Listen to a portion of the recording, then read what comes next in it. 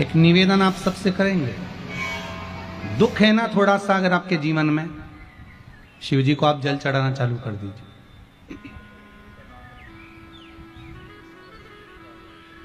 शंकर भगवान को आप जल चढ़ाना प्रारंभ कर दो। अगर दुख है ना जीवन में, शिव जी को जल चढ़ाना प्रारंभ कर दो। और एक निवेदन और करेंगे, अगर दुख समाप्त ही नहीं हो रहा है, कोई बीमारी एक पूरी होती है, दूसरी लग जाती है, दूसरी बीमारी पूरी होती है, तीसरी लग जाती है, तीसरी बीमारी पूरी होती है, चौथी लग जाती है, कुछ प्रॉब्लम चली रही है, तो एक जल के पात्र में जल लीजिए, कलश लोटा पानी का भर लीजिए और उस पात्र में चावल के 2 दाने डाल लीजिए, अक्षत के 2 दाने डालिए। घर में से लेकर जाओ, थोड़ा सा जल बेलपत्री के वृक्ष के नीचे डाल दीजिए, थोड़ा सा जल पीपल के वृक्ष के नीचे डाल दीजिए और थोड़ा सा जल या तो आंवले का पेड़ मिल जाए या शमी का वृक्ष मिल जाए, शमी का वृक्ष मिले या आंवले का वृक्ष मिले, उसके नीचे डाल दीजिए। रोज शंकर के मंदिर में प्रतिदिन जाने वाले को और एक और चीज अपने स्मरण में रहे, अगर शिव के मंदिर नहीं जा सकते तो अपने घर में जो शिवलिंग है उस पर जल चढ़ाओ।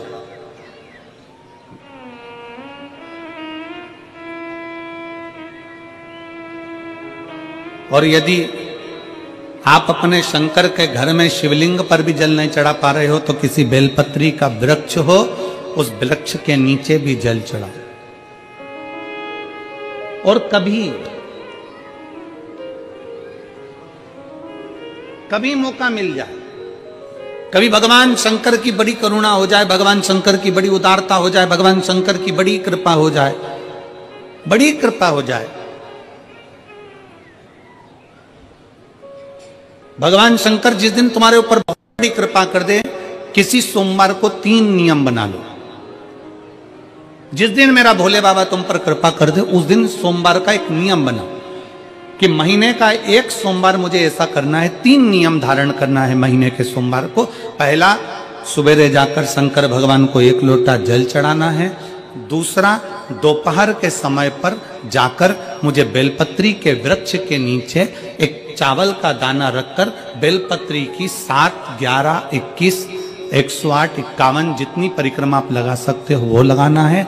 और तीसरा, बेलपत्री के वृक्ष के नीचे और शंकर के मंदिर के दरवाजे पर मुझे एक घी का दीपक लगाना है। बस ये 3 नियम जिसने महीने में एक बार ले लिया, समझ लो उसको पीछे हटने की जरूरत ही नहीं, वो आगे ही बढ़े। महीने के किसी एक सोमवार का ऐसा नियम बना लो कि मुझे 3 नियम धारण करना है महीने के किसी भी एक सोमवार को। हम ये नहीं कहेंगे कि तुम सोमवार 5 पढ़ रहे हैं तो 5 को करो, 4 पढ़ रहे हैं तो 4 को करो, 3 पढ़ रहे हैं तो 3 को करो। तुम तो महीने का एक सोमवार का नियम बना। और मेरी जीजियों से, मेरी बेटियों से जो विदेश में रह रही हैं, जो कहीं बाहर रह रही हैं, कहीं बड़े शहर में रह रही हैं, जो रोज मंदिर नहीं जा सकते, हर किसी महीने के एक सोमवार को भी ये नियम निर्धारण कर सकते, तो उनसे कहेंगे कि 3 महीने में एक सोमवार का नियम बना लो। 3 महीने में नहीं बना सकते तो 6 महीने में एक सोमवार का नियम बना लो। और 6 महीने में नहीं बना सकते तो 1 साल में एक सोमवार का ऐसा नियम बना लो कि मैं साल का एक सोमवार ऐसा रहूंगी कि सुबह सोमवार के दिन मंदिर में जाकर जल चढ़ाऊंगी, दोपहर में जाकर बाबा को एक अक्षत का दाना रखकर, अक्षत का मतलब है कि बाबा मेरी दिनों दिन उन्नति करना। बेलपत्री के वृक्ष के नीचे जो अक्षत रखा जाता है वो उन्नति के लिए रखा जाता है। शंकर के शिवलिंग पर जो अक्षत रखा जाता है वो रोग मुक्ति के लिए रखा जाता है। अशोक सुंदरी पर जो अक्षत रखा जाता है वो संतान प्राप्ति के लिए रखा जाता है। षडानंद कार्तिकेय की ओर जो अक्षत रखा जाता है वो हमारे बच्चों की सुख समृद्धि के लिए रखा जाता है। विनायक की ओर, गणेश जी की ओर जो अक्षत रखा जाता है वो हमारे घर में कोई मंगल कार्य आ जाए उसके लिए रखा जाता है। और जो पीठिका होती है जिसपे शिवलिंग रखा होता है, पार्वती जी का हस्तकमल, उस पर अक्षत रखा जाता है तो नारी के अखंड सौभाग्य के लिए रखा जाता है। अक्षत रखने का भी तरीका है। एक चावल का दाना कहाँ रखा जाता है, क्यों रखा जाता है, कैसे रखा। अब कई लोग कहते हैं गुरुजी ये शिव महापुराण में आप ये नियम बताते हो, तरीका बताते हो। हम तो उनसे कहेंगे डॉक्टर के पास जाओगे तो डॉक्टर भी गोली लिखकर ये नहीं कह देगा कि ये सारी गोली एक साथ खा जा। डॉक्टर भी कहेगा ये गोली सुबह खाना है, ये गोली शाम को खाना है, ये गोली दोपहर में खाना, ये गोली भूखे रहकर खाना। बोलो सही है कि गलत है। ये रात्रि को खाना खाने के बाद खा लेना, ये खाना खाने के पहले, ये नाश्ते के पहले। और सुनो ये दवाई, ये वाली पीछे वाली जो दवाई लो ना इसको दूध से लेना, ये वाली जो दवाई लो ना इसको पानी से लेना। और सुनो ये डब्बी है इसको पानी में मिलाकर फिर पीना। दवाई लेने का भी तरीका है, उसी तरह शिव महापुराण में एक एक अक्षत का भी तरीका है और एक एक बेलपत्री का भी तरीका है।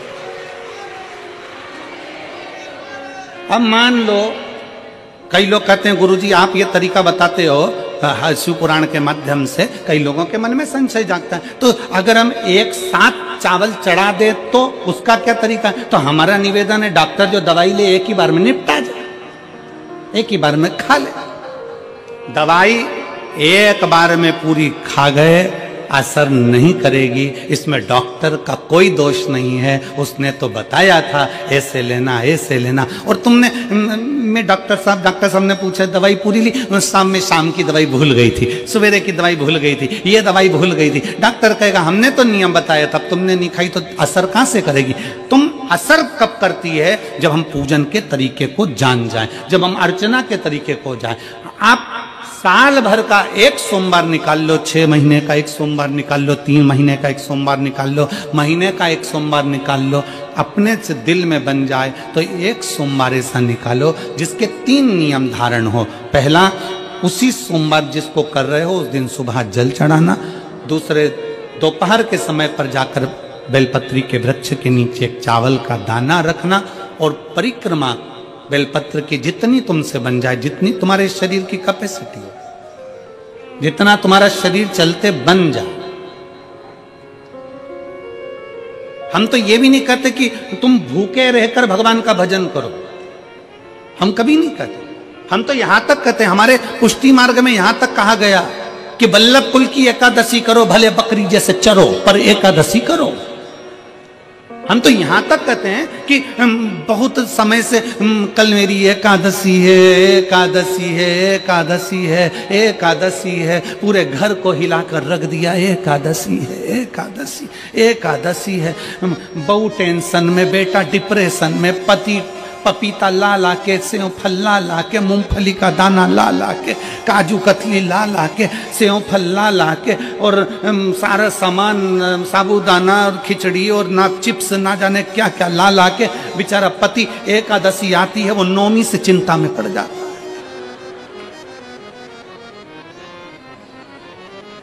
हम तो ये भी नहीं कहते कि तुम व्रत बहुत भारी करो, तुम व्रत उपास भी बहुत टेंशन वाला करो, ना ना ना।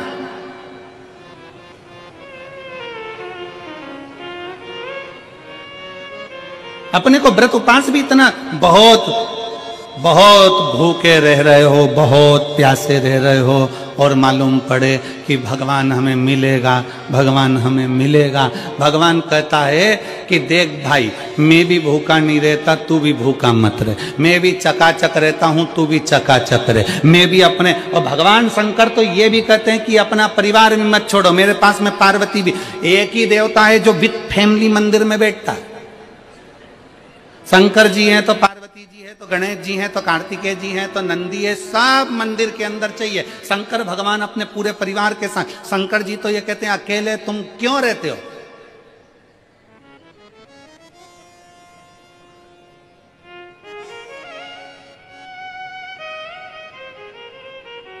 शिव जी की एक बात अपने ध्यान में रखना, कितनी सुंदर बात है शंकर भगवान की, बहुत ध्यान में रखिएगा। भगवान नारायण ने भगवान शंकर का भोजन रखा, विथ फैमिली आए। ब्रह्मा जी ने रखा, आए। इंद्र ने रखा, आए। एक दिन कुबेर को अहंकार आ गया और कुबेर ने मन में सोचा कि मेरे पास में इतना वैभव है, इतना धन है, मेरे पास में इतना वैभव, इतना धन है। कुबेर ने विचार करा कि मैं भी सबका भोजन रखता हूं, मेरा धन देखेंगे, वैभव देखेंगे। सबको बुलाया, सबको।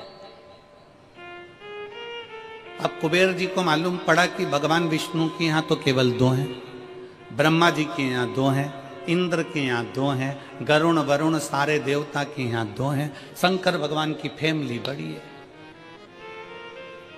तो उन्होंने पत्रिका में लिख दिया श्रीमान श्रीमती।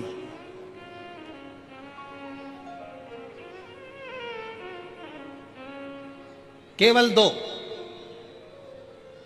सबके यहां मेरा भोले बाबा गया, मेरे शंकर गए, पर कुबेर के यहां पर जब पत्रिका देने के लिए कुबेर शंकर जी के यहां गए, शंकर जी ने पत्रिका को देखा तो उसमें लिखा था कि शंकर पार्वती पधारे, श्रीमान श्रीमती।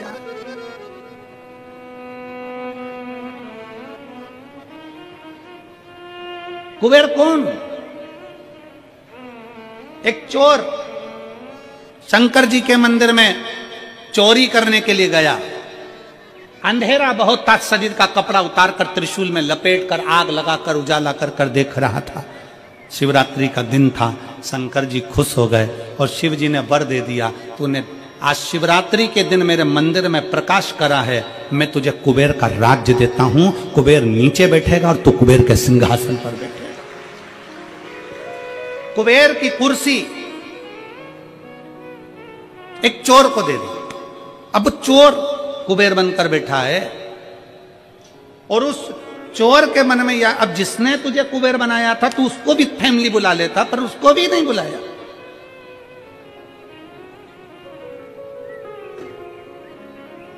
नहीं बुलाया। और पत्रिका देने के लिए कुबेर के पास कुबेर पहुंचे शंकर जी के पास। भोलेनाथ जी ने जो पत्रिका देखी, पत्रिका देखते से शंकर जी ने कह दिया, देखो कुबेर, हम तो किसी आयोजन में जाते नहीं हैं, 2 जनी का भोजन है, हमारे घर में 2 बेटे हैं। हमारा बड़ा बेटा कार्तिक 1 जनी का ही भोजन करता है और हमारा दूसरा बेटा गणेश 2 जनी का करता है। तो हम गणेश को भेज देंगे, हिसाब बराबर।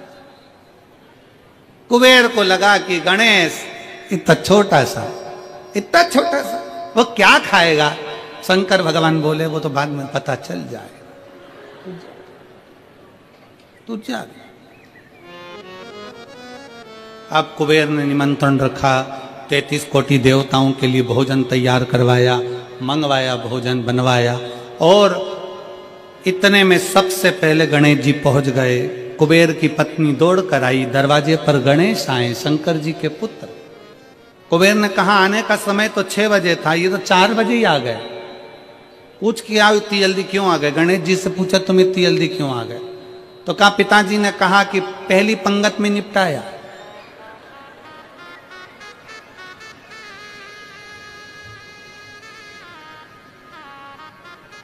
या तो पहली पंगत या आखिरी पंगत, इन दोनों को फायदा रहता है और इन दोनों को नुकसान भी रहता है।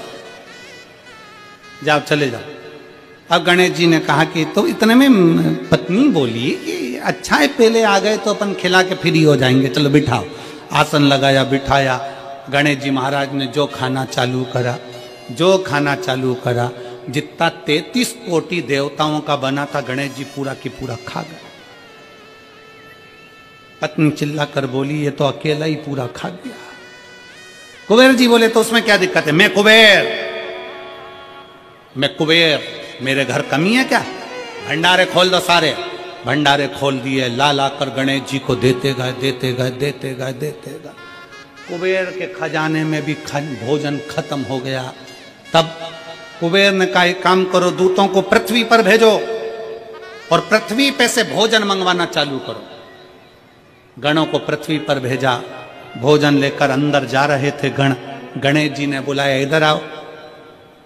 ये चावल की बोरी कहां ले जा रहे हो। कि अंदर। क्यों ले जा रहे हो। पकाएंगे फिर तुम्हारे लिए लाएंगे। गणेश जी के आधा घंटा लग जाएगा, एसी रख दो। रखो यहां। सारी बोरियां वहीं रखवा ली, दाल चावल चना सब सूखा की सूखा निपटा गए। आन दो।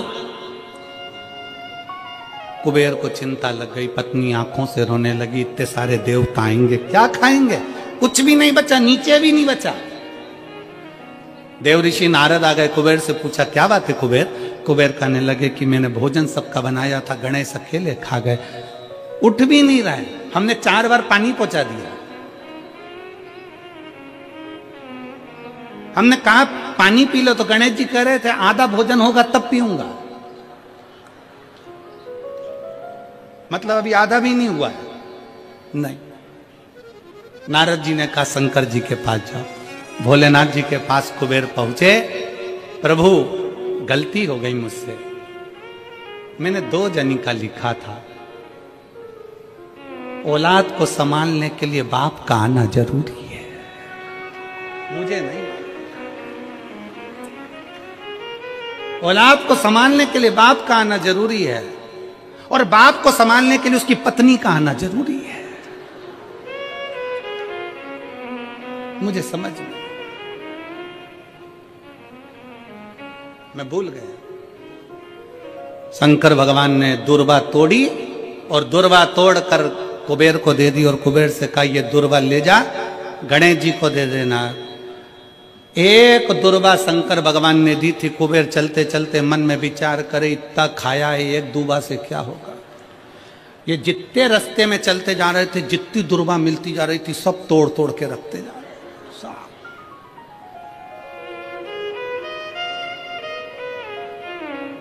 सारी दुर्वा लेकर गणेश जी को दे दी, तुम्हारे पिताजी ने भेजी है। गणेश जी ने एक दुर्वा दांत में ली और पेट पे हाथ फेर के बोले, कुबेर भैया कल कितनी बजे आना है? कल कितनी बजे आना? कुबेर के मेरी सौगंध है, जब तक तुझे कोई बुलाए नहीं तब तक तू जाना नहीं, और जैसे ही तुझे कोई उठा दे तो तू उठ भी जाना, तेरे हाथ जोड़ो। तब से ब्याहों में गणेश जी को बुलाते भी हैं, छोड़ के भी आते हैं, मंगल कार्य में लेकर भी आते हैं, छोड़ कर भी आते हैं। 33 कोटि देवता में केवल एक देवादिदेव महादेव एक ऐसे हैं, अगर उनको बुलाना है, शंकर जी कहते हैं कि मुझे बुलाने के लिए मेरा सारा परिवार आमंत्रित करना पड़ेगा, सारा परिवार आएगा, तो मैं अकेला नहीं, मेरे साथ बुद्धि का देव गणेश भी आएगा, तो रिद्धि और सिद्धि भी आएगी, षडानंद कार्तिकेय भी आएंगे, तो अखंड सौभाग्य देने वाली गौरा पार्वती भी आएगी। वो सब आमंत्रित, वो सब आए। शिव जी कभी नहीं कहते कि तुम परिवार छोड़ दो, शंकर जी कभी नहीं कहते कि तुम घर छोड़ दो, शंकर जी ये भी नहीं कहते कि तुम बहुत घोर व्रत करो। शंकर जी तो कहते हैं कि खूब प्रेम से आराम से जो मिल जाए, समय समय पर जैसा जैसा मिल जाए। एक माता एक भैया लड्डू बांट रहा था कल शाम को, तो एक माता लड्डू बांटते बांटते भैया ने लड्डू दिया, तो माता जी बोली है तो गुड़ का मेरे से खवाएगा नहीं, गजक है क्या? गजक है क्या? अब गजक नहीं थी उसके पास में, तो उसने कहा गजक तो नहीं है,